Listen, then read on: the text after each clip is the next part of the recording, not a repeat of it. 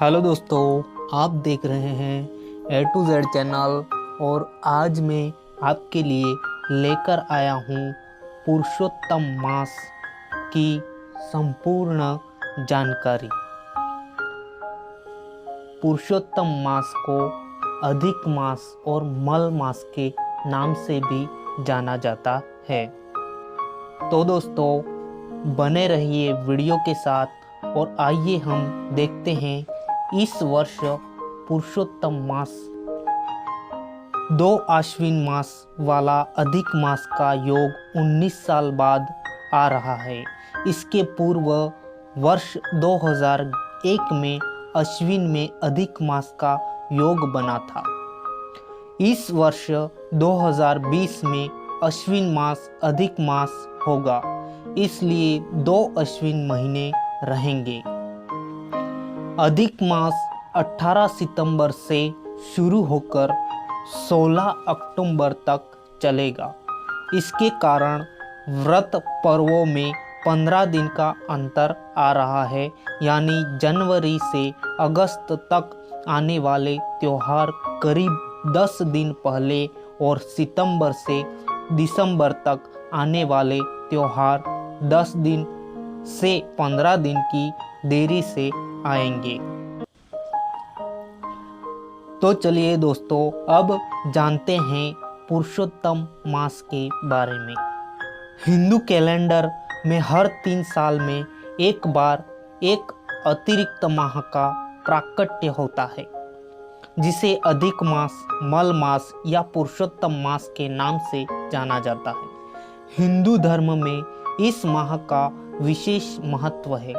संपूर्ण भारत की हिंदू धर्मपरायण जनता इस पूरे मास में पूजा पाठ, भगवत भक्ति, व्रत उपवास, जप और योग आदि धार्मिक कार्यों में संलग्न रहती है।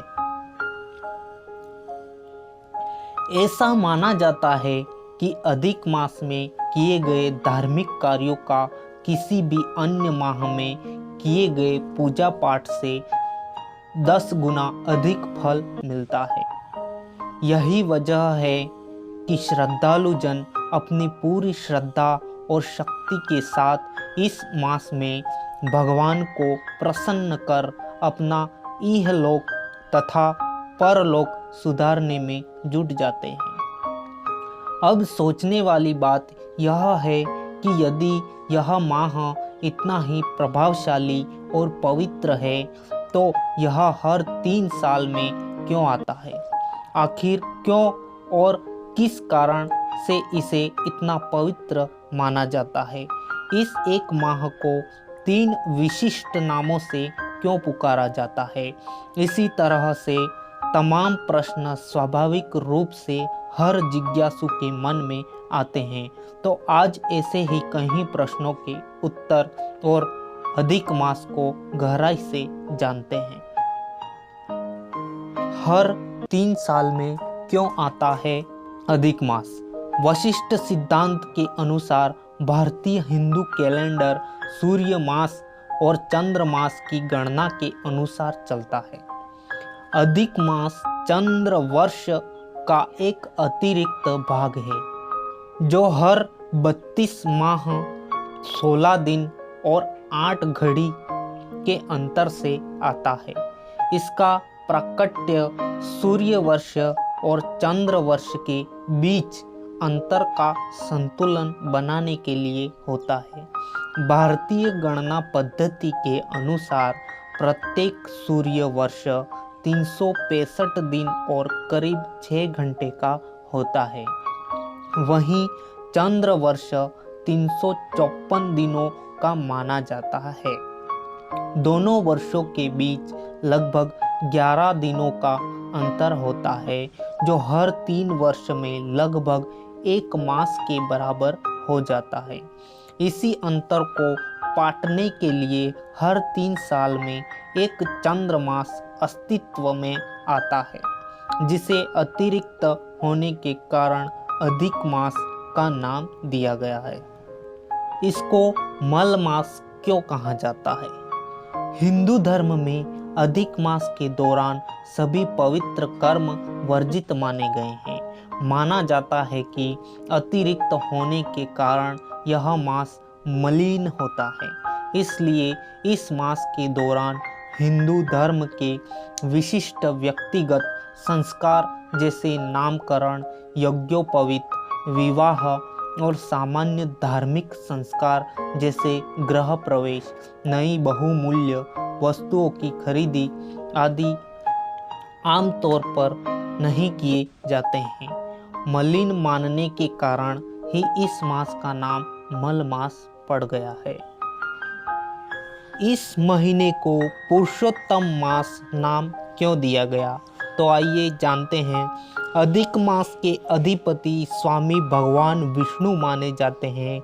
पुरुषोत्तम भगवान विष्णु का ही एक नाम है, इसलिए अधिक मास को पुरुषोत्तम मास के नाम से भी पुकारा जाता है। इस विषय में एक बड़ी ही रोचक कथा पुराणों में पढ़ने को मिलती है। कहा जाता है कि भारतीय मनीषियों ने अपनी गणना पद्धति से हर चंद्र मास के लिए एक देवता निर्धारित किए।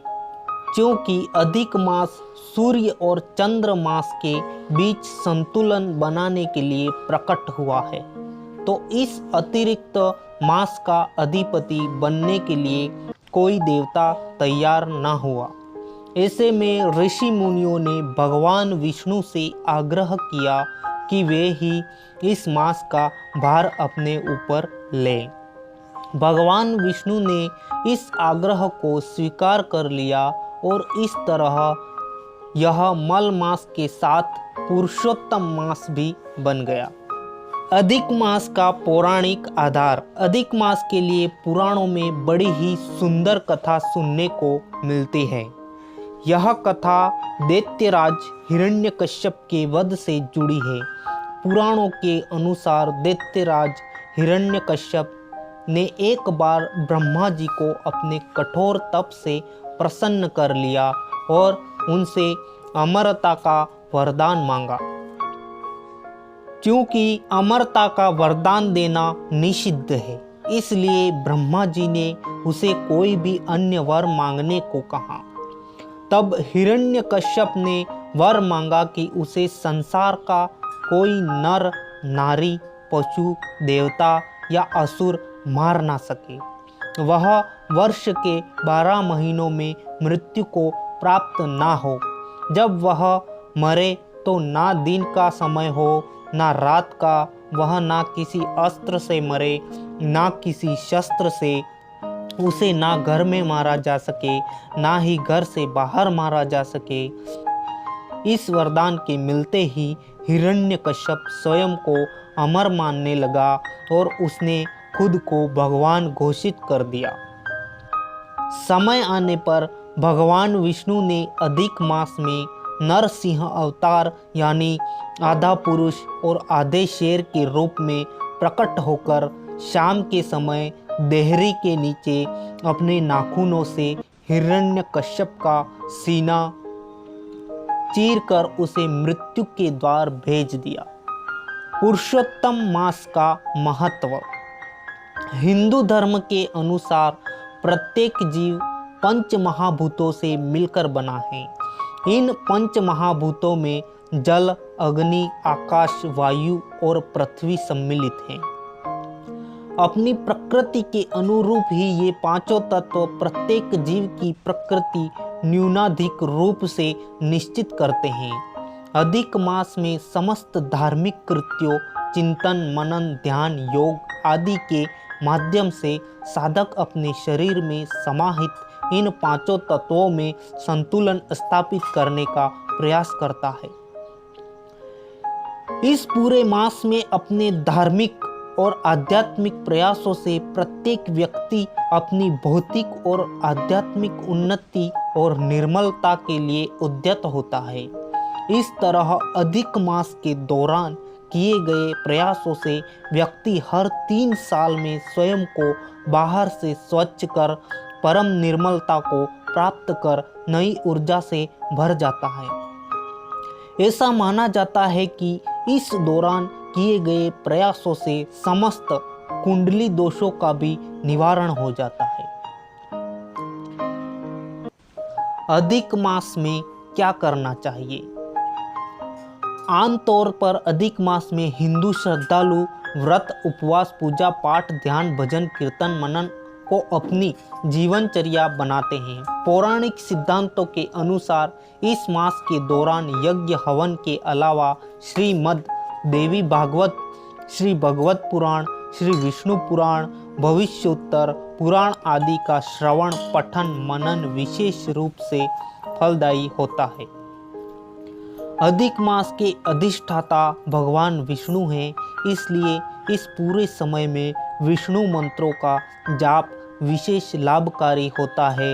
ऐसा माना जाता है कि अधिक मास में विष्णु मंत्र का जाप करने वाले साधकों को भगवान विष्णु स्वयं आशीर्वाद देते हैं, उनके पापों का शमन करते हैं और उनकी समस्त इच्छाएं पूरी करते हैं। तो दोस्तों, आपको यह वीडियो अगर पसंद आया हो तो शेयर कीजिए, लाइक कीजिए और सब्सक्राइब भी कर लीजिए ताकि मेरे नए से नए वीडियो आप तक सबसे पहले पहुंच जाए। थैंक यू, धन्यवाद।